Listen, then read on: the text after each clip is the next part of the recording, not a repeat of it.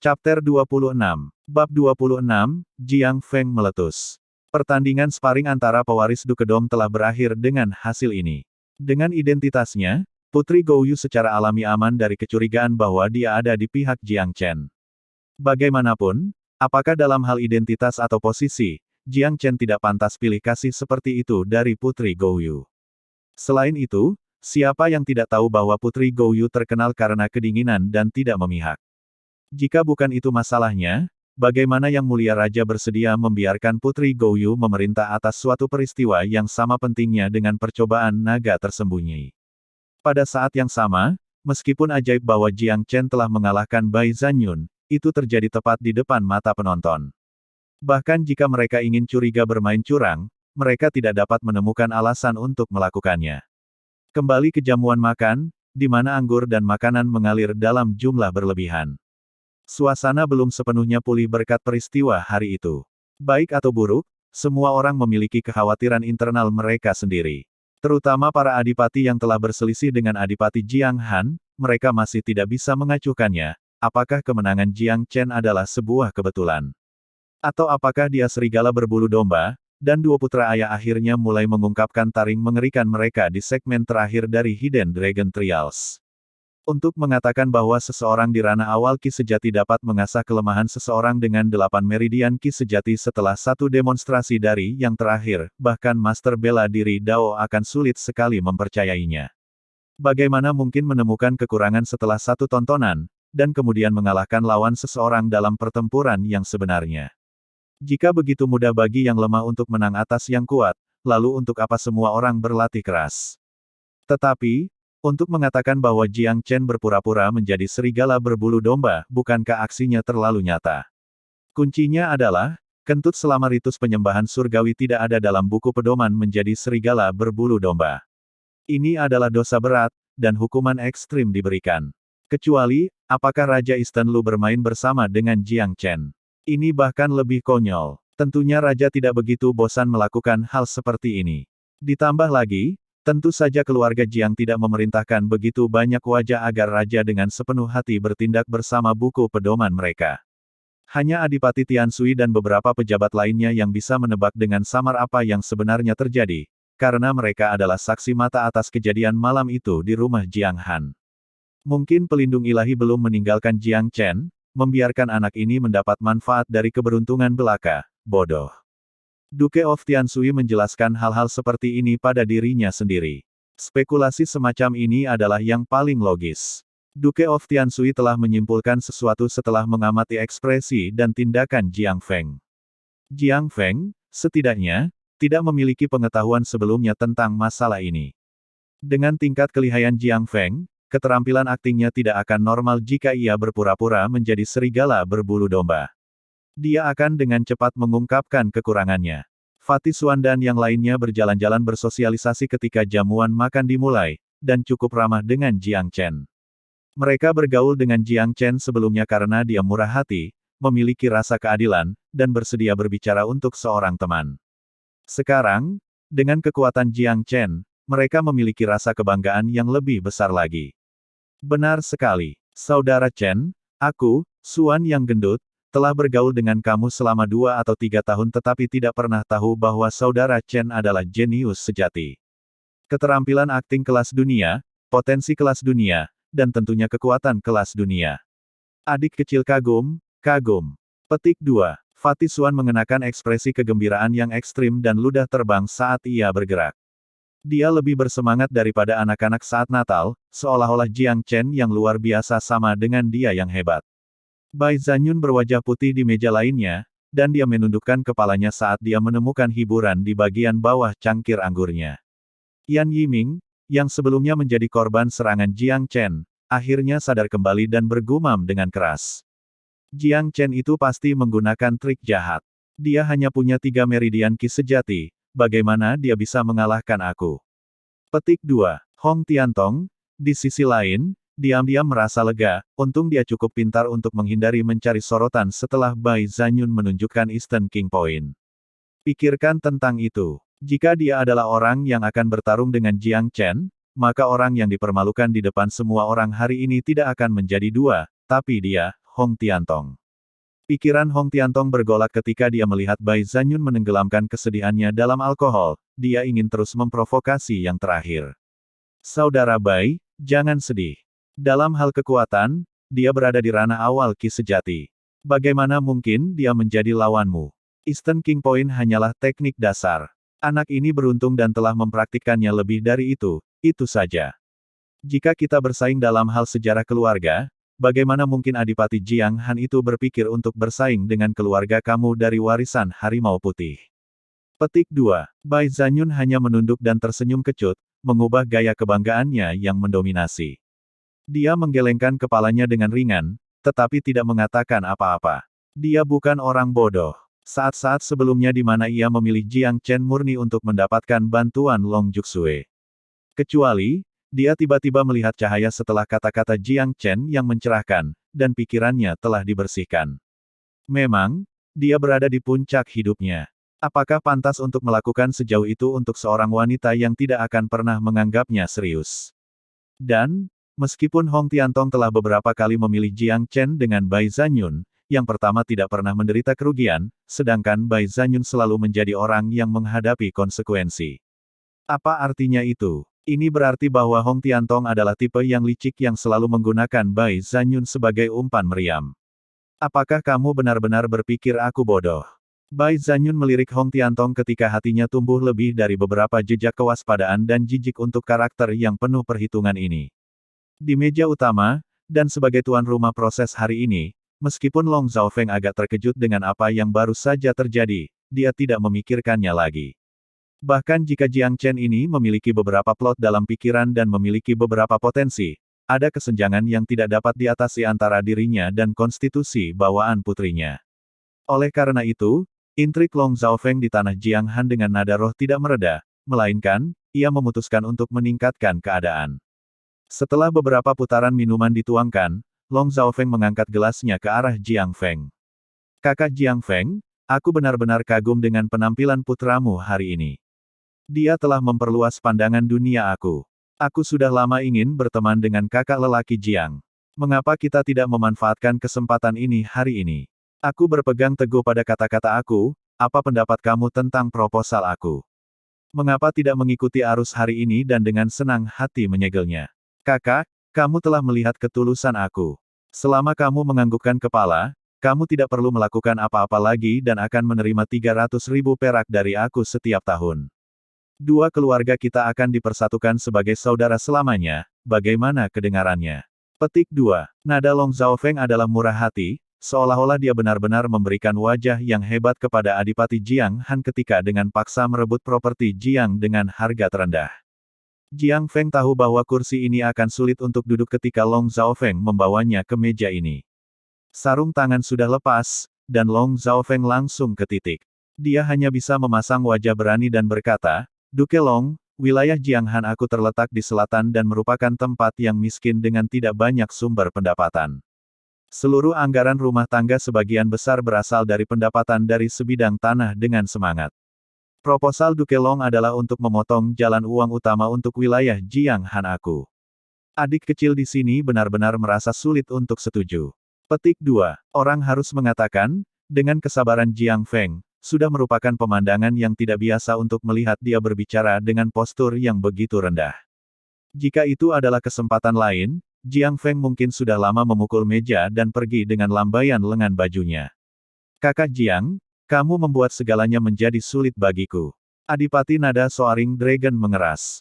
Hehe. Adipati Jiang, menerima 300.000 per tahun tanpa melakukan apa-apa adalah keuntungan murni tanpa kulit dalam permainan. Mengapa kamu menolak? Adipati lainnya berpura-pura membujuk Jiang Feng. Memang, jika itu aku bahkan tidak akan mengerutkan kening memikirkan duduk di tanah dan menerima uang untuk tidak melakukan apa-apa. Petik 2. Duke Jiang, Duke Long adalah adipati yang paling terkemuka dan ingin berteman dengan kamu. Berapa banyak orang yang mau memberikan kesempatan seperti itu? Dan kamu bahkan tidak tahu bagaimana cara menghargai ini. Petik 2. Kanan. Duke of Soaring Dragon adalah duke pertama kerajaan, dan sebuah sekte tersembunyi telah mengklaim Nona Juxue. Keluarga panjang ditakdirkan untuk hidup dengan kekayaan tak terbatas. Kamu telah menolak niat baik Duke Long dan menepis wajahnya, bukankah kamu membuat jalan masa depan kamu lebih sempit? Petik 2. Orang-orang ini semua tergantung pada Adipati Soaring Dragon. Kedengarannya seperti mereka memiliki kepentingan terbaik Jiang Feng di hati, tetapi dalam kenyataannya mereka mengancamnya, menganiaya dia, dan menjadi aksesori untuk kejahatan tiran. Ada banyak hal yang tidak bisa disuarakan oleh Sang Duke dari Soaring Dragon, dan mereka ada di sini untuk menjadi penjahat.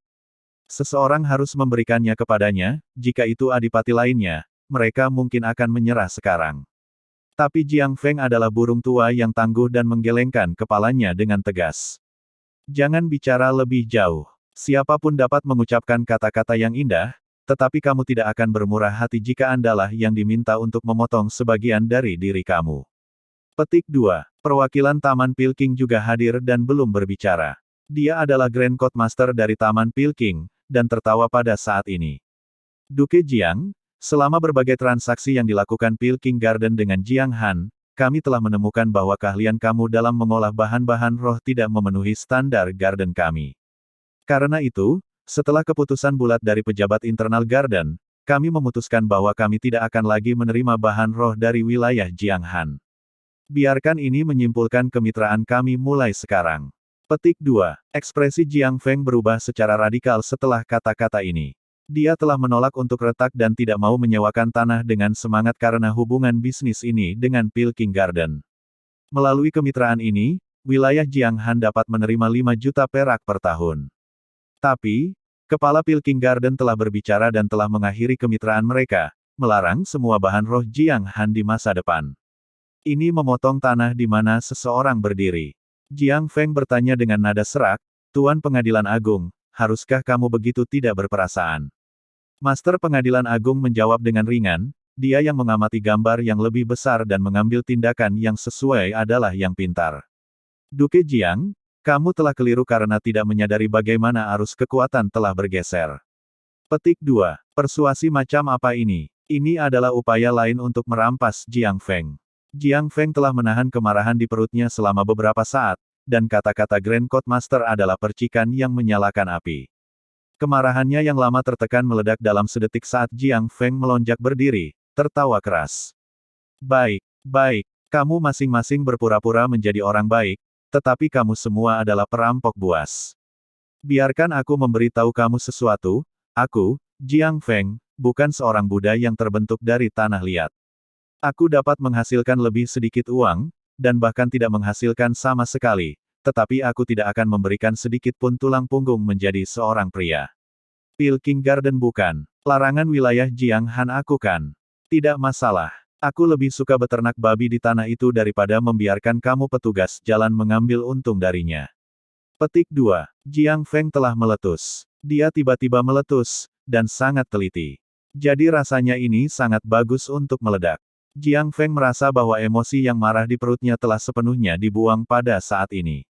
Adapun pesta, semua menjadi sunyi lagi setelah letusan Jiang Feng. Semua tatapan menetap pada Jiang Feng, menatapnya aneh. Mereka semua berpikir, duo ayah dan anak Jiang ini telah membuat heboh satu demi satu, dan menjadi pusat perhatian.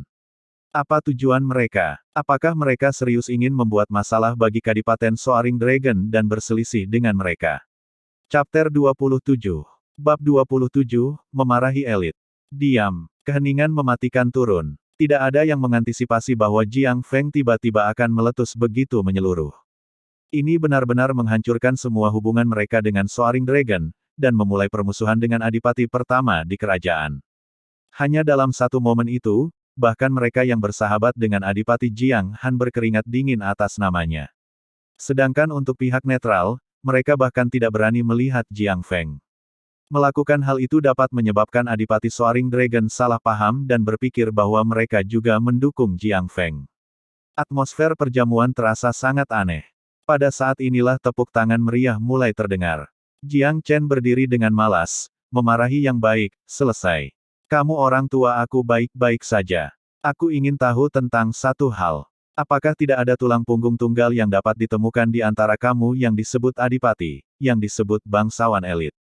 Apakah kami perlu mengandalkan kamu, layabouts yang berkemauan lemah, penjilat, dan biasa-biasa saja untuk mempertahankan perbatasan kerajaan timur kami? Apakah satu-satunya kemampuan kamu yang tersisa terletak pada menekan rekan-rekan kamu, merebut tanah dari rekan-rekan kamu dan merampok keuntungan rekan-rekan kamu? Adapun kamu, Pil King Garden, kan? Untuk seorang pebisnis belaka, apakah kamu memiliki prestasi atas nama kamu? Sudahkah kamu memberikan layanan apapun kepada kerajaan? Di mana kamu mendapatkan keberanian untuk memberi kuliah bangsawan peringkat kedua dengan nada seperti itu? Siapa yang memberimu keberanian itu? Apakah raja tahu seberapa sombongnya kamu? Dia yang mengamati gambar yang lebih besar dan mengambil tindakan yang sesuai adalah yang pintar, bukan? Lihat gambar yang lebih besar, bukan? Baiklah, aku ingin melihat gambar yang lebih besar seperti apa yang dimaksud oleh kamu, Pil King Garden. Pengakhiran kemitraan. Aku meludahi itu. Duke muda ini memberitahu kamu dengan jelas sekarang, Pil King Garden telah dilarang oleh keluarga Jiang aku. Petik 2. Grand Court Master tertawa terkekeh-kekeh. Dilarang. Kamu pikir kamu bodoh siapa? Keluarga Jiang kamu hanyalah bangsawan yang putus asa. Ban Garden Pil King aku. Tanah keluarga kamu dengan Venaro hanya dapat digunakan untuk memelihara babi tanpa dukungan kebun aku, untuk mengatakan hal lain apapun. Petik 2. Jiang Chen tersenyum tipis. Apakah begitu? Hallmaster ketiga dari Hall of Healing, Grand Court Master ini mengatakan tanah keluarga aku hanya dapat digunakan untuk memelihara babi. Bagaimana denganmu? Petik 2. Kepala sekolah ketiga tertawa kecil dan menggosok hidungnya. Sangat disayangkan untuk memelihara ternak di sebidang tanah dengan semangat. Hall of Healing kami bersedia menawarkan 10 juta perak dan menandatangani kontrak 5 tahun dengan keluarga Jiang. Tidak? 10 tahun, 20 tahun, kamu menentukan panjang kontrak. Petik 2. Apa? Semua orang yang hadir, termasuk Adipati Soaring Dragon, semua berpikir bahwa mereka salah dengar. Hallmaster ketiga dari Hall of Healing telah menawarkan 10 juta perak untuk menandatangani kontrak dengan keluarga Jiang dalam situasi seperti ini. Jika ini waktu lain, dan mereka menandatangani kontrak untuk urusan bisnis murni, maka itu tidak akan menjadi masalah besar. Tetapi dengan kejadian ini, tindakan olah penyembuhan secara terbuka mendukung keluarga Jiang, dan menanggung risiko memusuhi Adipati Naga Terbang. Ini aneh. Siapa yang tidak tahu seberapa dominannya Hall of Healing? Siapa yang tidak tahu seberapa liciknya Hall of Healing? Itu tidak akan mengejutkan bagi Hall of Healing untuk tidak memiliki pendapat dalam situasi seperti ini. Tapi, itu benar-benar aneh bagi Hallmaster dari Hall untuk melangkah keluar dan mengekspresikan pendapat mereka.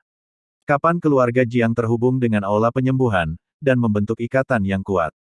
Tidak ada yang merasa bahwa keluarga Jiang memerintahkan wajah sedemikian rupa sehingga aula penyembuhan secara terbuka menyatakan dukungannya bagi mereka.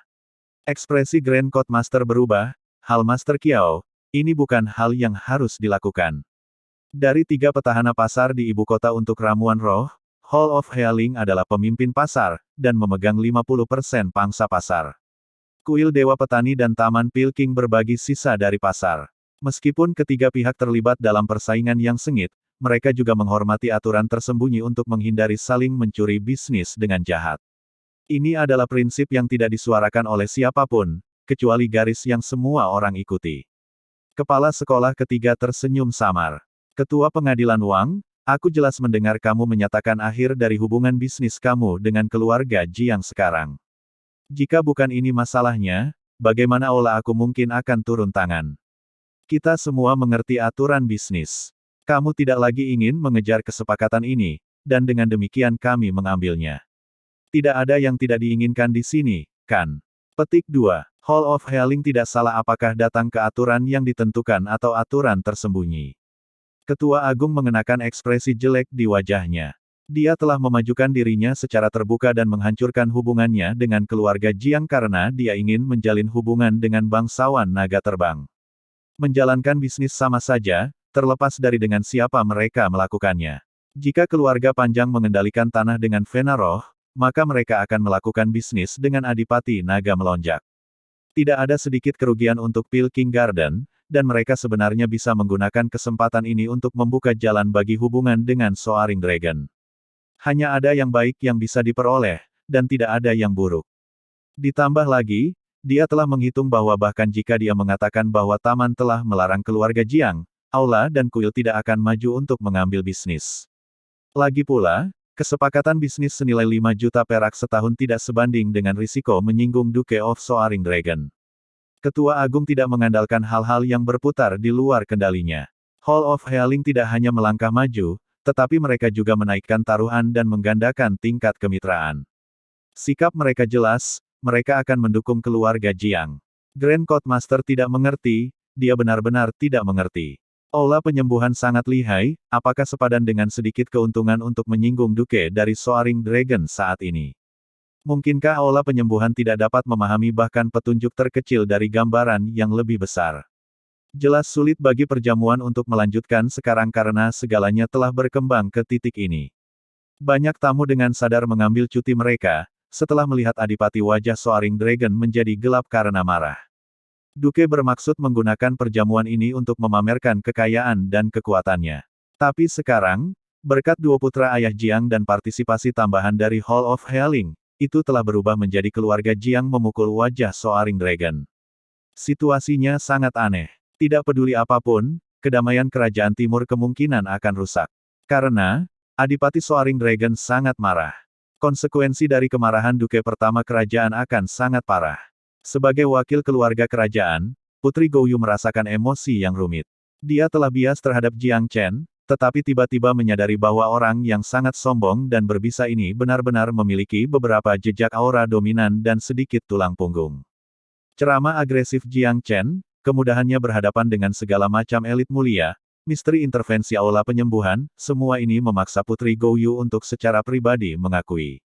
Bahkan dia salah tentang anak Jiang Chen ini sebelumnya.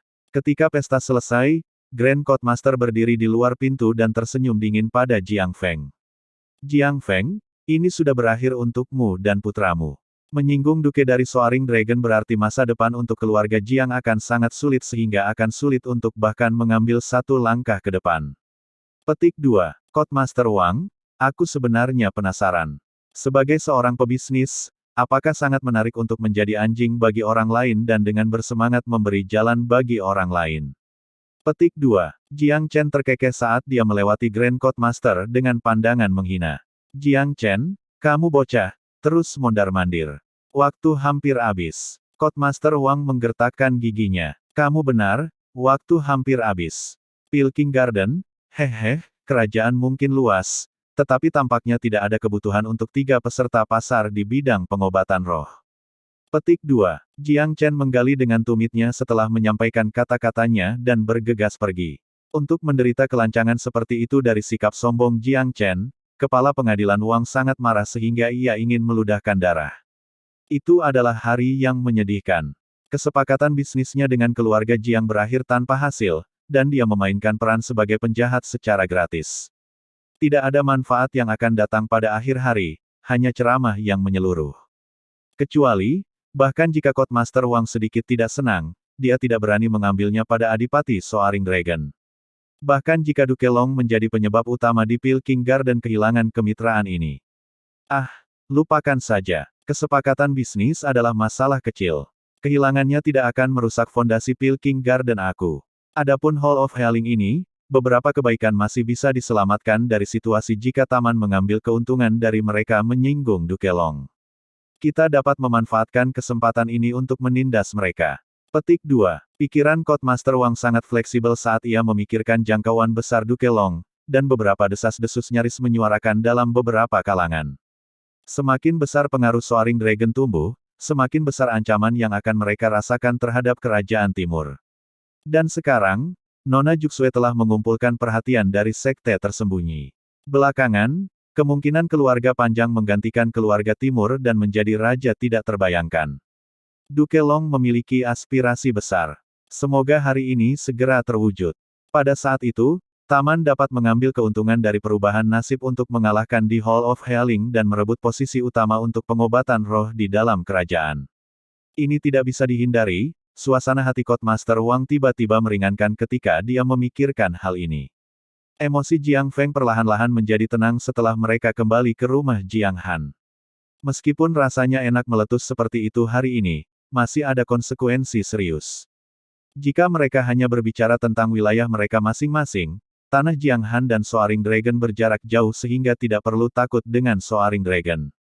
Lagi pula, Tanpa perintah kerajaan, perang tidak bisa dinyatakan dengan santai di antara adipati. Tetapi sekarang setelah semua orang berkumpul di ibu kota, semua orang tahu bahwa mata dan orang-orang Duke Long ditempatkan di mana-mana. Dia juga berurusan dengan berbagai kekuatan di ibu kota.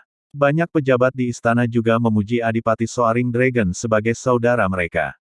Jiang Feng tersenyum melihat ekspresi serius Jiang Chen. Nak, kamu punya nyali. Kamu telah membuat wajah yang bagus untuk orang tua kamu hari ini. Petik 2. Mereka mengatakan bahwa ayah harimau tidak melahirkan anak anjing. Orang tua, kinerja kamu hari ini juga cukup kuat. Petik 2. Jiang Feng menatap Jiang Chen dengan senyum penuh arti. Nak, berhentilah berpura-pura dan berbicara jujur. Mengapa Aula Penyembuhan melangkah keluar dan menopang kami dalam situasi seperti itu? Petik 2. Semua yang ada di bawah langit berkumpul untuk mencari keuntungan. Semua di bawah langit membubarkan diri demi keuntungan. Aula Penyembuhan secara alami memiliki alasan untuk melakukannya. Jiang Chen tersenyum. Ayah, aku hanya punya satu baris. Hari-hari keluarga Jiang kita diejek dan diejek oleh orang lain, digantung seperti domba yang menyebabkan pembantaian hilang, selamanya. Petik 2. Mata Jiang Feng bersinar ketika dia mendengar kata-kata itu. Chen, banyak adipati mengatakan hari ini bahwa kita telah menyembunyikan kekuatan sejati kita dan adalah serigala berbulu domba. Apakah kamu benar-benar menyembunyikan kekuatan kamu, dan bahkan menipu orang tua kamu? Petik 2. Serigala berbulu domba. Jiang Chen menyeringai. Aku pikir mereka terlalu banyak berpikir. Keluarga Jiang kami tidak membutuhkan pakaian domba, dan mereka bukan harimau sendiri.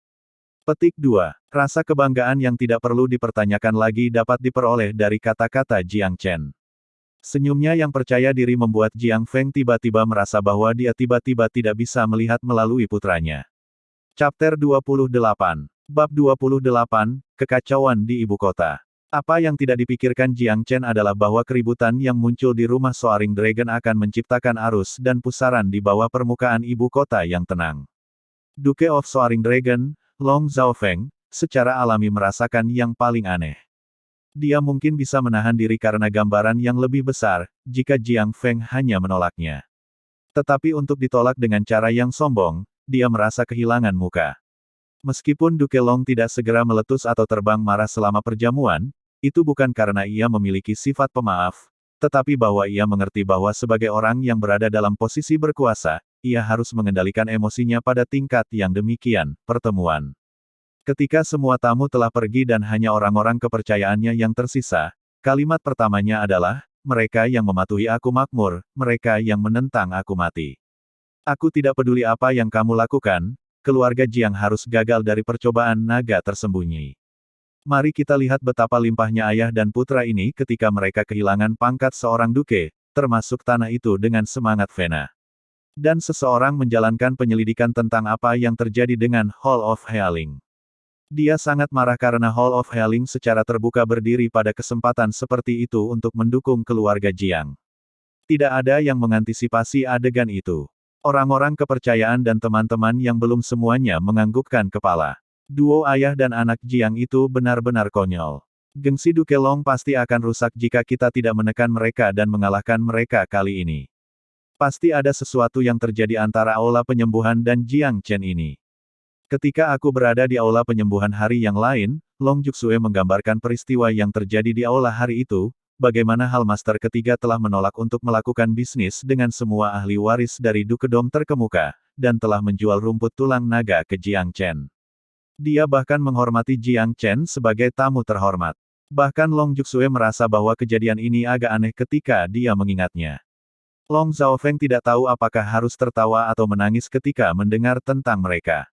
Sue, mengapa kamu tidak menyebutkan masalah penting seperti itu ketika terjadi? Long Juxue juga menyesal. Sue hanya merasa saat itu bahwa pesolek belaka tidak layak diganggu ayah. Siapa yang akan tahu bahwa Aula Penyembuhan? Sejujurnya, kata-kata Long Juxue masuk akal. Pada akhirnya, hari di mana mereka semua berjuang untuk Dragon Bone Sun Grass hanyalah masalah kecil, selingan dalam kehidupan semua ahli waris. Meskipun Long Juxue sangat tidak menyukai Jiang Chen karena hal itu, dia merasa tidak perlu membawa masalah sekecil itu ke perhatian ayahnya. Tetapi, di ibu kota, Banyak kehalusan dapat diperoleh dari masalah kecil, dan setiap riak kecil mencakup makna besar. Jika Duke Long mengetahui hal ini sebelumnya, dia akan siap ketika dia mengundang aula penyembuhan ke perjamuan, dan akan menghindari kehilangan semacam itu. Pertunjukan yang tak terduga dari aula penyembuhan segera menghilangkan kekuatan yang didapat Soaring Dragon dari mengambil inisiatif. Kanan, Duke Long, apakah kamu menemukan bahwa hal lain agak aneh? Orang yang berbicara adalah Adipati Yanmen, Yan Zheushuang. Terlepas dari Adipati Yanmen, ada puluhan adipati lainnya masih ada. Setiap orang yang tersisa adalah orang kepercayaan terpercaya dari Duke Long. Dengan kata lain, dari 108 adipati di Kerajaan Timur, lebih dari 10 dari mereka diam-diam melemparkan tanah mereka bersama Duke Long. Ini sudah merupakan kekuatan yang sangat menakutkan. Duke of Yanmen berada di peringkat 10 besar dari 108 adipati. Karena itu ia berbicara dengan otoritas yang lebih besar di luar adipati lainnya yang memihak Duke Long.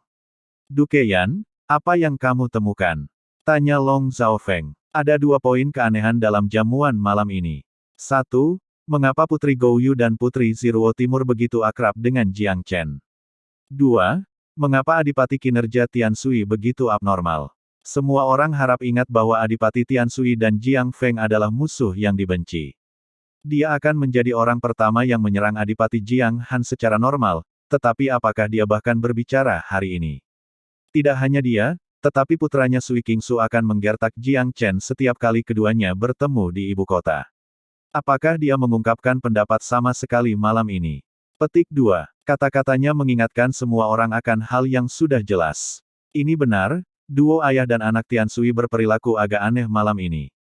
Duke of Soaring Dragon menindas Jiang Feng karena tanah dengan Vena Roh, yang sebelumnya sebenarnya tidak memiliki permusuhan sebelumnya dengan Jiang Feng. Tapi Adipati Tian Sui adalah musuh yang dibenci dengan Adipati Jiang Han. Kedua wilayah itu bertetangga dan bertempur secara terbuka dan di bawah meja soal tanah, sumber daya, peringkat, dan prestasi. Mereka adalah musuh sampai kita mati. Tapi, Adipati Tian Sui tidak menunjukkan apapun malam ini, dan tidak memanfaatkan kesempatan ini untuk menekan Jiang Feng. Ada yang salah di sini. Aku ingat bahwa Adipati Tian Sui menemani raja untuk memberikan penghormatan ketika Jiang Chen dipukuli sampai mati. Untuk apa yang terjadi di Ritus? Mengapa Jiang Chen kembali dari kematian? Apa yang sebenarnya terjadi malam itu? Hal ini tidak pernah bisa diselidiki sepenuhnya. Kentut tua yang pergi hari itu menyimpan segel yang sangat ketat di bibir mereka. Petik 2. Segala macam poin aneh sedang digali. Long Zhaofeng berpikir keras. Dia juga merasa itu aneh. Raja Istenlu memiliki orang-orang yang sangat cakap dan luar biasa, tidak ada alasan bagi mereka untuk tidak bisa mencambuk yang tidak berguna sampai mati. Tetapi Jiang Chen telah selamat dari cobaan itu, dan dari kelihatannya, tidak hanya hubungan keluarga Jiang dengan keluarga kerajaan tidak memburuk, mereka sebenarnya telah semakin dekat. Informasi semua orang sangat berguna. Tampaknya kesimpulannya di sini adalah bahwa aku telah meremehkan Jiang Feng. Apakah orang ini mengaitkan dirinya ke Coatels Raja Istenlu? Petik 2. Meskipun Adipati Soaring Dragon mengatakan gelar Istenlu, ada nada hormat yang kurang. Masukkan Adipati Tian Sui ke dalam jadwalku, sepertinya petunjuk tentang masalah ini harus diperoleh dari orang ini. Perintah Long Zhaofeng. Selain itu, beri tahu Duruhai untuk menggunakan semua metode yang diperlukan, untuk memblokir Jiang Chen di pengadilan. Tidak peduli berapa banyak dukungan yang mereka miliki, keluarga Jiang tidak akan menjadi apa-apa begitu mereka kehilangan pangkat seorang duke. Petik 2. Ini menangani masalah di yayasan itu.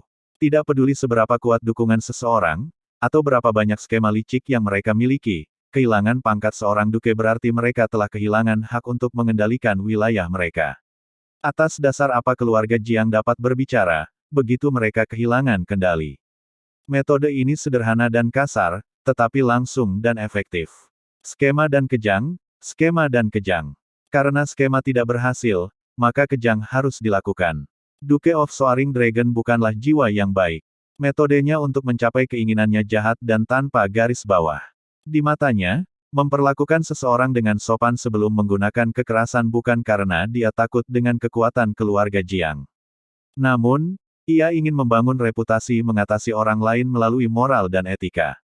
Tetapi karena keluarga Jiang tidak tahu apa-apa dan padat, menjadikan metode munafik ini tidak efektif, maka semua taruhan dibatalkan dan kekerasan adalah satu-satunya cara. Sama seperti Adipati Soaring Dragon mengadakan pertemuan hingga larut malam, begitu pula para eksekutif senior di Hall of Healing. Keempat Hallmaster dan 10 tetua. Level tertinggi dari kekuatan aula, semuanya hadir.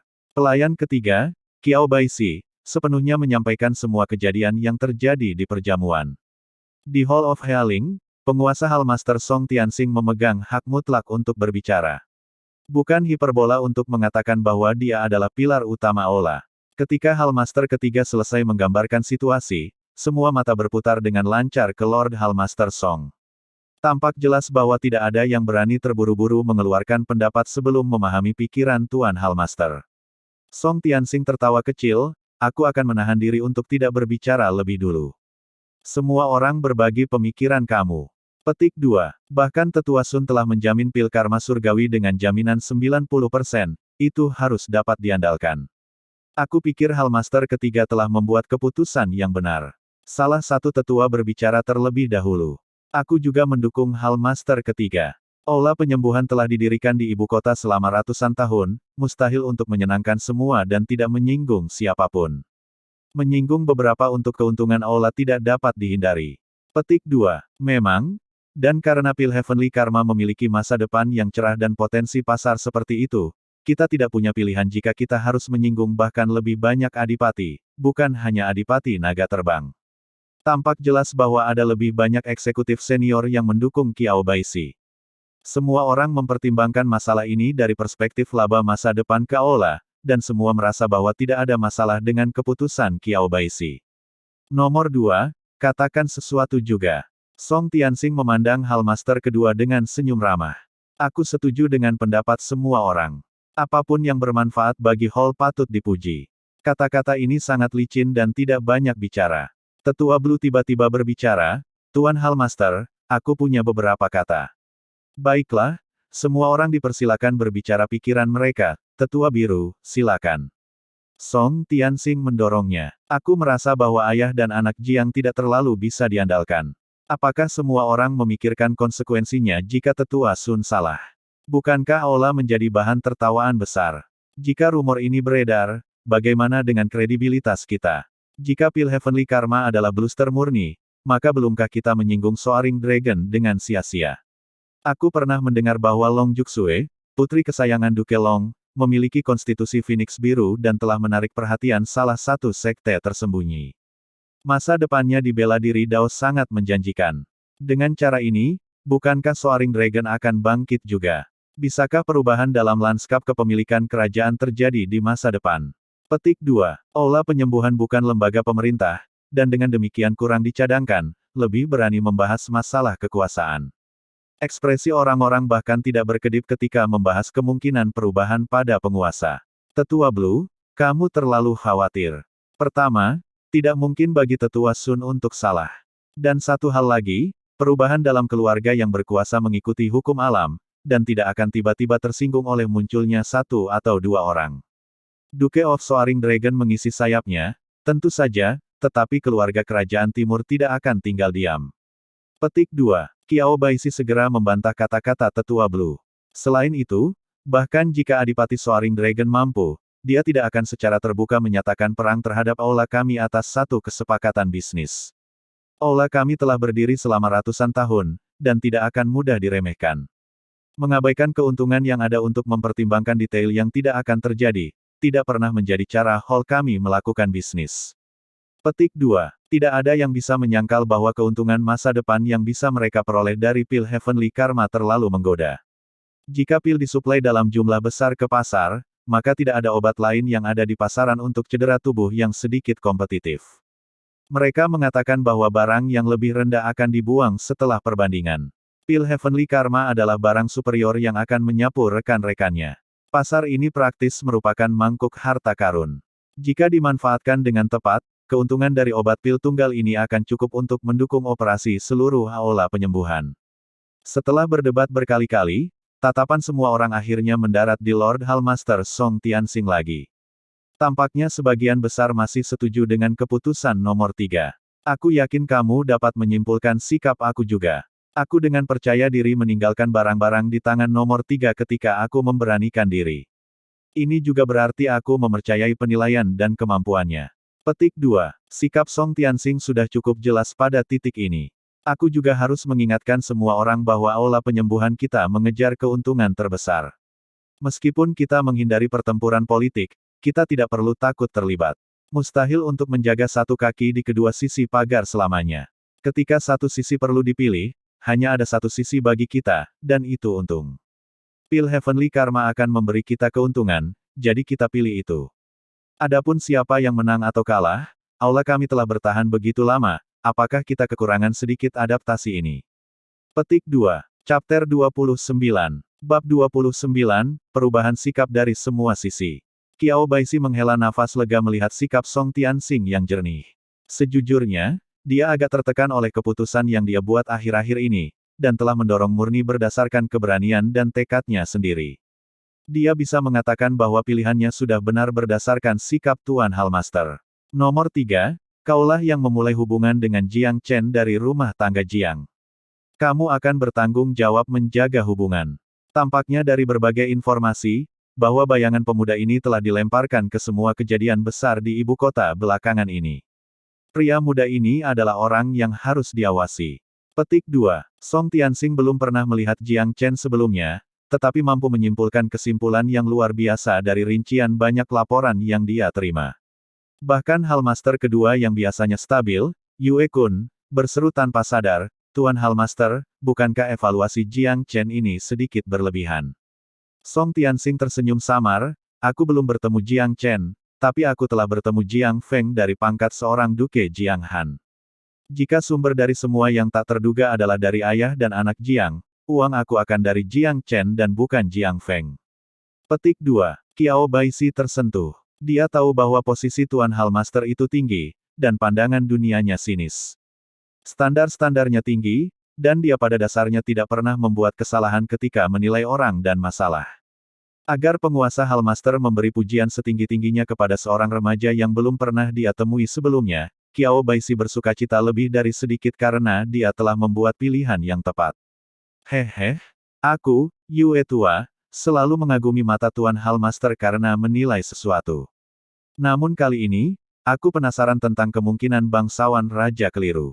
Yue Kun terkekeh. Dengan status dan posisinya, tidak akan menjadi terlalu sulit jika dia memecahkan beberapa baris lelucon yang jinak. Konvensi para eksekutif senior berakhir dengan kesimpulan Tuan Hallmaster. Song Tianxing menarik Qiao Baishi ke samping untuk pertemuan pribadi sesudahnya dan menepuk bahu Qiao Baishi. Baishi, kamu telah menangani masalah ini dengan cukup berani.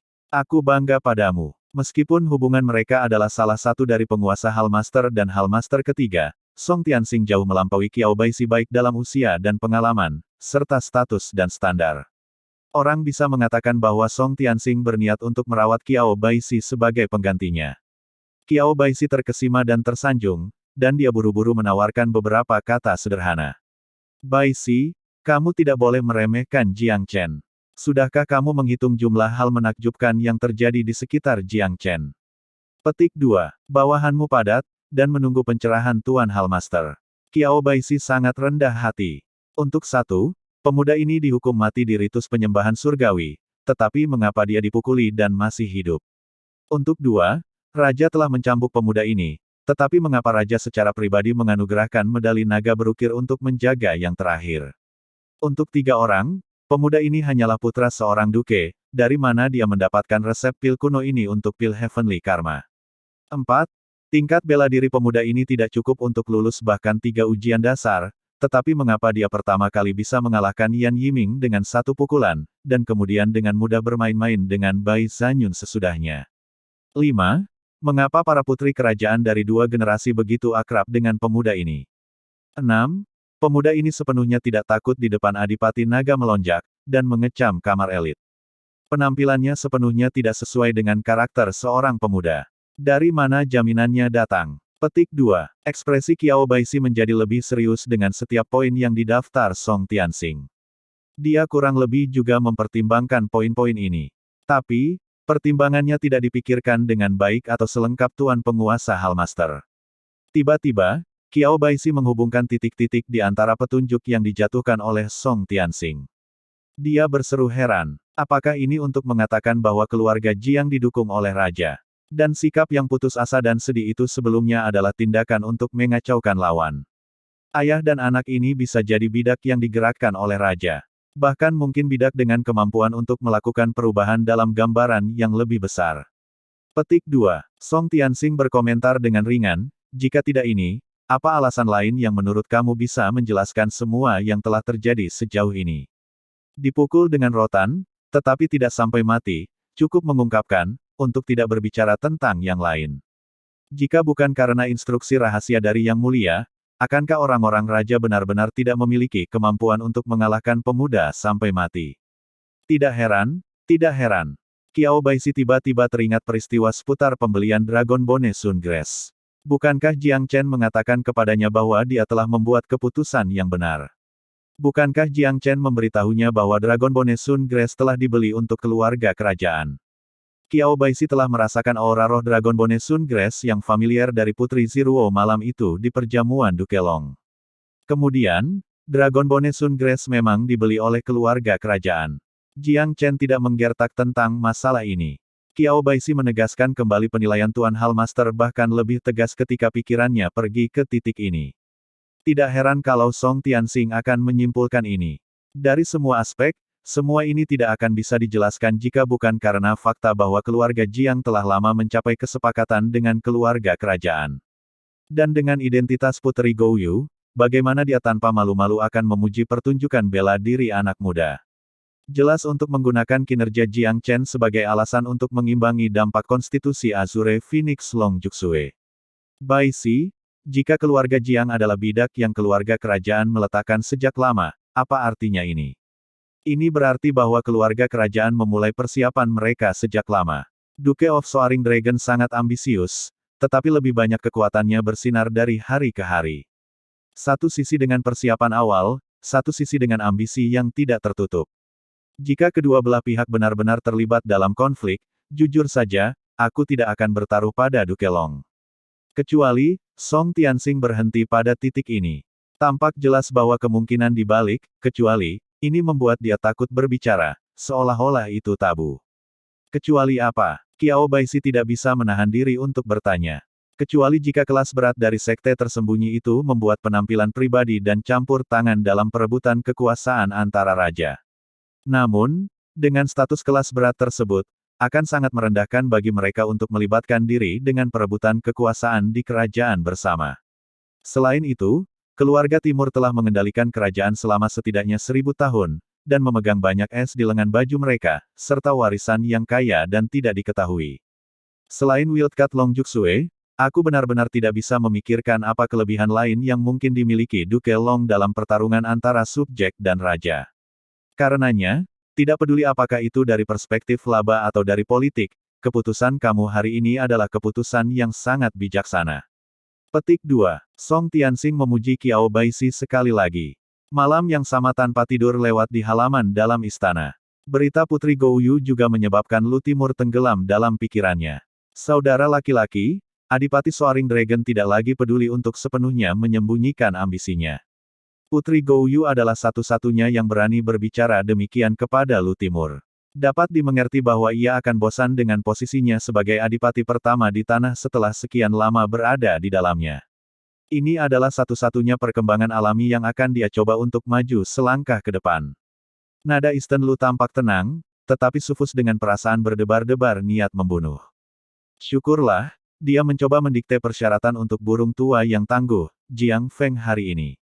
Jika ada duke yang lebih lemah, mereka kemungkinan akan menyerah sekarang.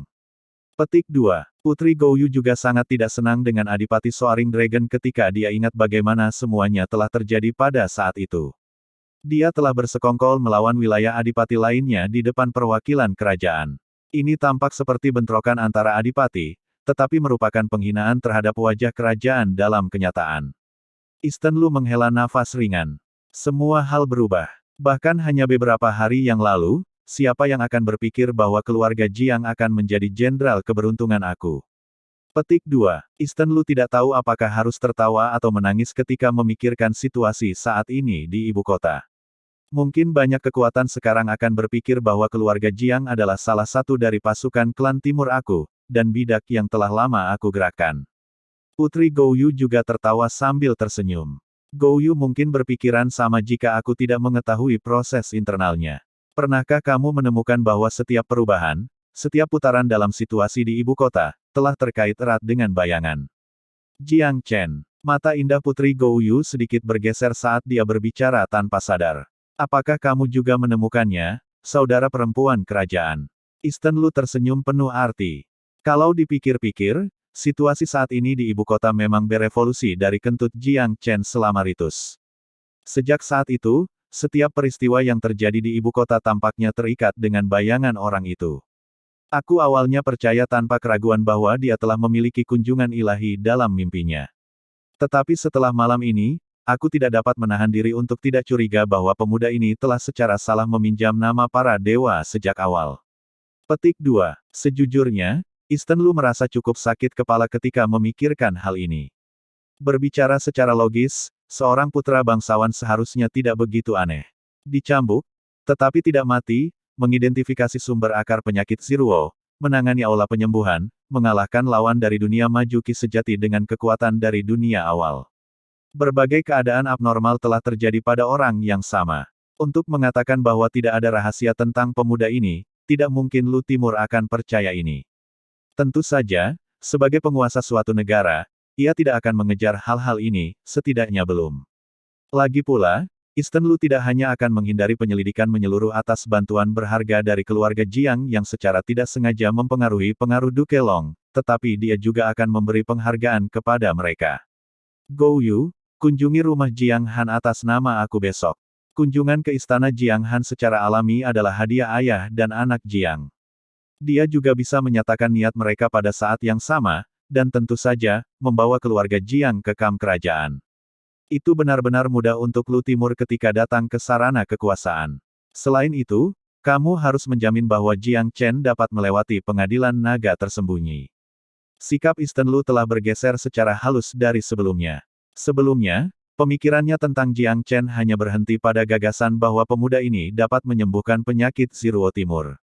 Oleh karena itu, Lu Timur tidak memikirkan banyak kemungkinan bahwa keluarga Jiang bisa kehilangan pangkat seorang duke.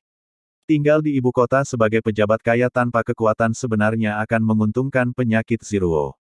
Tapi sekarang, setelah acara malam ini, kepentingan strategis ayah dan anak Jiang telah meningkat 100 kali lipat secara instan. Sekarang, masalah apakah keluarga Jiang mempertahankan pangkat seorang duke atau tidak adalah masalah kecil yang dapat sangat berdampak pada gambaran yang lebih besar. Jika keluarga Jiang kehilangan pangkat seorang duke, maka mungkin saja Soaring Dragon dapat merambah tanah Jiang Han dengan nada roh, untuk tidak berbicara apapun tentang hal lain. Inilah yang benar-benar tidak ingin dilihat Lu Timur. Fakta bahwa seorang adipati dapat merebut tanah adipati lainnya tanpa mengabaikan berarti bahwa masalah telah berkembang dalam kendali kekuasaan keluarga kerajaan. Dan sumpah keluarga Jiang untuk bertarung dengan Soaring Dragon sampai mati sebenarnya adalah cara tidak langsung untuk melindungi pemahaman Lu Timur atas kerajaan. Karena itu, pangkat seorang duke keluarga Jiang harus dijaga. Chapter 30. Bab 30, Bersenang-senang dengan Yan Yiming, lagi. Keesokan harinya, Putri Gouyu secara pribadi mengunjungi rumah Jiang Han dengan surat panggilan kekaisaran dan sejumlah besar hadiah untuk memuji ayah dan anak Jiang. Alasan yang diberikan, ayah dan anak Jiang telah mencapai prestasi dalam membantu memerangi penyakit Putri Ziruo. Alasan ini masih agak tidak jelas. Terlepas dari beberapa saksi yang tahu, tidak ada yang bisa mengetahui bagaimana ayah dan anak Jiang dapat membantu penyakit Putri Ziruo. Tetapi mereka yang menghadiri jamuan di Soaring Dragon telah menemukan bahwa Putri Ziruo telah berbicara dan tertawa dengan lembut dan penampilannya terlihat lebih sehat. Itu jauh dari kondisi sakit sebelumnya. Mungkinkah ayah dan anak Jiang benar-benar telah mencapai sesuatu dengan masalah penyakit Putri Ziruo? Desas-desus terbang liar ketika dunia luar berspekulasi.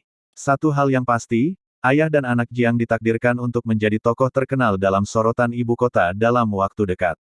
Adapun protagonis masalah ini, Jiang Chen, dia tidak pernah khawatir tentang reaksi dari dunia luar. Yang lebih ia pedulikan adalah meningkatkan kekuatannya sendiri. Seiring berjalannya waktu, batas waktu untuk ujian akhir bulan semakin dekat. Jiang Chen tidak punya alasan untuk panik. Isi dari 3 ujian dasar adalah sepotong kue untuknya sekarang. 3 hari berlalu dengan sangat cepat. Dalam 3 hari ini, Jiang Chen berkomitmen untuk memperkuat meridian kelimanya. Setelah 3 hari menempa, ketangguhan meridian kelimanya pada dasarnya sama dengan 4 sebelumnya. Dengan cara ini, 5 meridian akan maju berdampingan dan berada di level yang sama. Pada hari itu di Istana Naga Melonjak, Jiang Chen hanya menggunakan kekuatan 3 meridian ki sejati dan dia bahkan belum menyentuh kekuatan sebenarnya dari 5 meridian ki sejati. Tentu saja, dia sangat menyadari bahwa ada banyak elemen keberuntungan di balik pembatasan total Bai Zhan Yun pada 8 meridian ki sejati. 1. Tingkat pengetahuan Dao bela dirinya jauh lebih tinggi dari praktisi di dunia ki sejati. 2. Keduanya sepakat untuk berdebat menggunakan Eastern King Point. Sehubungan dengan teknik umum seperti Eastern King Point, Jiang Chen memang telah mencapai ranah legendaris dan dengan demikian, ia secara alami dapat menekan Bai Zhan Yun dari ranah tanpa cacat. Ketiga, dan poin yang paling penting, adalah bahwa Bai Zhan Yun sudah menunjukkan poin King Timur sebelumnya. Jiang Chen telah sepenuhnya melihat melalui versinya King Point Timur. Pada akhirnya, Bai Zhan Yun benar-benar kehilangan semua inisiatif sebelum pertempuran bahkan dimulai. Itu normal baginya untuk dilawan di setiap belokan. Tentu saja, Bai Zhan Yun juga sangat sial. Bagaimana dia bisa tahu bahwa lawannya akan menyimpang, yang pengetahuannya tentang Dao bela diri jauh melampaui dunia ini. Jika kedua belah pihak membawa teknik terkuat mereka dan memberikan semuanya dalam pertandingan yang sebenarnya, akan sulit untuk menentukan siapa yang akan menang jika Jiang Chen telah cocok dengan senjata terkuat Bai Zhan Yun. Bagaimanapun, kekuatan sejati Jiang Chen ada di 5 meridian ki benar, dan Bai Zhan Yun berada di 8 meridian. 3 tingkat perbedaan antara keduanya mencakup seluruh dunia. Tapi, Jiang Chen juga percaya bahwa jika dia bisa mengambil atau menghindari 30 dari hit Bai Zhan Yun, maka dia, Jiang Chen, akan menjadi pemenang terakhir. Setelah mensimulasikan pertempuran, Jiang Chen memiliki pemahaman lebih lanjut tentang kekuatan pertempuran yang sebenarnya dari seorang praktisi di bidang ki sejati. Berbicara 1000 baris dan berteori 10.000 baris, itu semua palsu. Pertempuran bela diri terus berubah dan berubah. Aku bisa duduk di sini dan menjalankan simulasi, tetapi banyak pertempuran yang tidak terduga tidak dapat disimulasikan. Di jantung dari semua itu, aku harus terus meningkatkan diri. Untungnya, meridian kelima aku telah melalui langkah awal penguatan. Langkah selanjutnya adalah menggunakan True Acupoint Resonance dan menemukan Acupoint ke-6. Petik 2. Dia datang ke dunia ini dan dia hanya menggunakan setengah bulan untuk melatih dari 3 meridian Qi yang benar menjadi 5 meridian. Bahkan para jenius kelas atas pun akan membutuhkan 3 hingga 5 bulan. Tapi Jiang Chen hanya menggunakan setengah bulan. Namun, ini masih jauh dari cukup. 5 meridian Qi benar masih agak terlalu lemah, Jiang Chen kemungkinan akan menjadi korban dari banyak kekalahan kecil dalam pertempuran melawan ahli waris lainnya, belum lagi berperang melawan para pembudidaya yang benar-benar kuat di kerajaan. Pemeriksaan akhir dari uji coba naga tersembunyi semakin dekat. Dilihat dari atmosfer di ibu kota, tampaknya angin mencambuk awan menjadi corong. Tampaknya bahkan di kerajaan kecil, pusaran besar masih akan terbentuk ketika angin dan awan bergejolak. Kekuatan aku saat ini masih sangat tidak memadai untuk menavigasi pusaran dengan mudah. Petik 2. Akhir bulan telah tiba dengan cepat. Pada hari terakhir bulan itu, Jiang Chen tiba di lokasi pengujian dengan Jiang Zheng di belakangnya, ia merasa sangat nyaman. Jika itu bukan untuk mereka yang tahu sebaliknya, siapa yang akan berpikir bahwa orang yang riang belum lulus bahkan 3 ujian dasar. Karena penampilannya di rumah Soaring Dragon malam itu, penampilan Jiang Chen cukup menarik perhatian. Satu-satunya perbedaan adalah bahwa dibandingkan dengan hari itu di Aula Penyembuhan, orang-orang yang telah menunjuk dan menatap tanpa meninggalkan kemudian lebih dilindungi dan waspada hari ini. Jiang Chen secara alami tidak peduli tentang apa yang dipikirkan dunia luar tentang dia dan dia langsung menuju ke gedung tempat pengujian. Seseorang berjalan keluar saat dia masuk. Itu adalah pewaris Yanmen, Yan Yiming. Jiang Chen. Mata Yan Yiming memuntahkan api ketika melihat Jiang Chen. Kekalahannya di tangan pian tunggal Jiang Chen di Istana Soaring Dragon terakhir kali adalah memalukan hidupnya bagi Yan Yiming. Bukan saja dia kehilangan muka di depan teman-temannya, tetapi yang lebih penting, dia telah dibodohi di depan Long Juxue. Bahkan sekarang, Long Juxue agak tahan terhadapnya. Yan Yiming merasa bahwa itu semua adalah kesalahan Jiang Chen. Jika bukan karena bajingan itu, Jiang Chen, bagaimana bisa dia, Yan Yiming, diasingkan sebagai lelucon untuk seluruh ibu kota? Kamu monyet Yan yang mencuri tempat dudukku. Jiang Chen pertama-tama menggambar kosong, tetapi kemudian mengenali orang di depannya. Kecuali, pencerahan mendadak itu bahkan lebih merupakan penghinaan di mata Yan Yiming. Jiang Chen, beraninya kamu memperlakukan aku dengan cara ini. Jika bukan karena trik jahat kamu, apakah kamu pikir kamu bisa mengalahkan aku dengan hanya 3 meridian Qi yang benar? Yan Yiming berteriak dengan suara serak ketika ia tidak memedulikan kejadian seperti apa itu. Ini berarti bahwa kamu tidak menerima kekalahanmu. Jiang Chen tersenyum samar. Menerima? Kamu pikir kamu siapakah yang harus aku terima kepadamu? Apakah bangsawan Jiang Han kamu berperingkat lebih tinggi dari bangsawan Yan Men aku? Atau apakah tingkat pelatihan kamu lebih tinggi dari tingkat aku? Petik 2. Lalu, apa yang ingin kamu lakukan? Jiang Chen tetap tenang dan tenang. Aku ingin bertarung denganmu. Yan Yiming meraung. Dia tidak menerima kekalahannya, dia belum kebobolan. Dia akan mendapatkan kembali prestisenya yang hilang dan lebih banyak lagi. Dan cara yang paling langsung adalah mengalahkan pelakunya, Jiang Chen, menghinanya dengan kejam, menganiaya dia dan menginjaknya dengan kuat ke tanah. Pertarungan. Aku tidak punya waktu dan tidak ada minat untuk kamu. Jiang Chen tersenyum sembarangan saat dia menggelengkan kepalanya dan berjalan melewati Yan Yiming seolah dia udara. Jiang Chen, kamu pengecut. Kamu menang dengan kebetulan dan tidak lagi punya nyali untuk melawan aku. Baik, aku sudah lama tahu bahwa keluarga Jiang kamu adalah klan pengecut. Kamu tidak bertarung. Baik, aku akan membiarkan kamu pergi selama kamu mengakui di depan semua orang bahwa kamu seorang pengecut. Petik 2. Jiang Chen mengabaikannya, di mata Yan Yiming, adalah tindakan bersalah. Ini semakin meningkatkan kepercayaan diri Yan Yiming dan membuatnya percaya bahwa Jiang Chen telah menang melalui keberuntungan. Tiba-tiba, langkah Jiang Chen membeku. Entah itu label pengecut atau penghinaan terhadap ayahnya, mereka berdua bertindak yang melintasi garis bawahnya. Mereka yang melewati batas aku tidak bisa dimaafkan. 3 bergerak. Jiang Chen menatap Yan Yiming dengan dingin. Kamu tidak punya kualifikasi untuk bertarung denganku. Aku akan mengakui jika kamu tidak telentang dalam 3 gerakan. Petik 2. Hahaha. Kamu memang sangat sombong. Aku tidak ingin ketiga gerakan kamu. Aku adalah pewaris agung dari Yan Men. Yan Yiming akan melanjutkan kebanggaan dan kegusarannya ketika kata-kata itu tiba-tiba mati di tenggorokannya.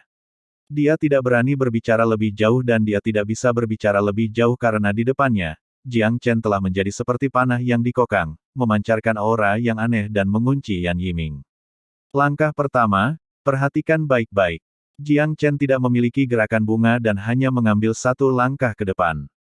Lengannya terangkat sedikit saat dia melangkah. Kecuali bahwa ketika dia mengangkat tangannya, itu membuat orang lain berdebar-debar. Guntur, aura setajam pedang menyebar, dari ujung jarinya, dan melayang di udara. Itu memiliki jalan yang luar biasa, seolah-olah itu akan membelah langit saat melesat ke arah Yan Yiming. Yan Yiming hanya merasa bahwa gendang telinganya mati rasa saat guntur bergolak. Titik menakjubkan ini melaju ke arah kelemahannya seperti panah yang terlepas. Hah, trik lama yang sama, mencoba menyakitiku dengan Eastern King Point ini. Petik 2. Meskipun Yan Yiming terkejut dengan tiba-tiba titik ini, dia masih yakin bahwa dia bisa menghindarinya. Tubuhnya melesat pergi seperti gerakan melambaikan cabang pohon willow. Langkah willow, ombak tanpa angin. Tubuh Yan Yiming bergerak seperti dandelion yang menjulang tinggi di udara. Ritme gerakan itu seperti riak air yang disebabkan oleh angin, ia memiliki keanggunan yang tak terlukiskan. Ini adalah warisan eksklusif Yan Men, Willow Step. Yan Yiming sangat percaya diri. Dia sangat percaya bahwa kekalahan hari itu adalah hasil dari pembatasan metode. Dia akan sepenuhnya mendemonstrasikan warisan keluarganya hari ini dan mengalahkan Jiang Chen. Namun, momen kebanggaannya tidak bertahan lama. Jiang Chen mengambil langkah maju, tetapi gerakan lengannya agak meningkat dalam kecepatan. Poin kedua, Starbus. Langkah Jiang Chen sederhana, cepat dan tanpa hiasan. Ini mungkin terlihat terlalu sederhana dan kasar bagi orang luar. Tapi, hanya Jiang Chen sendiri yang bisa mengerti arti sebenarnya dari gerakannya yang tampaknya canggung.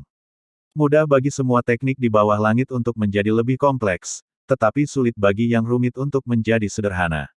2 poin Jiang Chen sebenarnya sudah mencapai tingkat penyederhanaan kompleks. Semua komplikasi terkonsentrasi pada gerakan. Mencari perubahan di tengah keteguhan. Tentu saja, jejak senyum bangga menemukan jalan ke wajah Yan Yiming. Jiang Chen, meskipun Eastern King Point kamu tidak buruk, tetapi kamu sudah kehabisan trik bukan?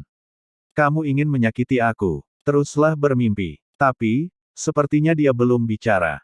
Seluruh postur Jiang Chen tiba-tiba berubah secara drastis. Jarinya bergerak sedikit dan ritme berubah lagi. Poin ketiga, tanpa nama. Titik ini menyebabkan bunga tidak menjadi bunga dan kabut menjadi kabut. Itu tak terlukiskan dan tidak bisa dijelaskan. Jelas itu berasal dari Eastern King Point, tetapi jauh melampaui makna yang seharusnya dimiliki poin. Garis luar biasa, kurva luar biasa, titik luar biasa. Sebuah pukulan mengejutkan. Yan Yiming hanya merasakan sakit yang tajam di bawah tulang rusuknya di posisi yang sama seperti terakhir kali, tetapi dia merasakan kekuatan lebih dari 10 kali lipat. Itu merobek semua gerakannya dan pertahanan tanpa ampun seperti kertas. Hit lain. Tubuh Yan Yiming jatuh ke tanah lagi, statusnya tidak diketahui.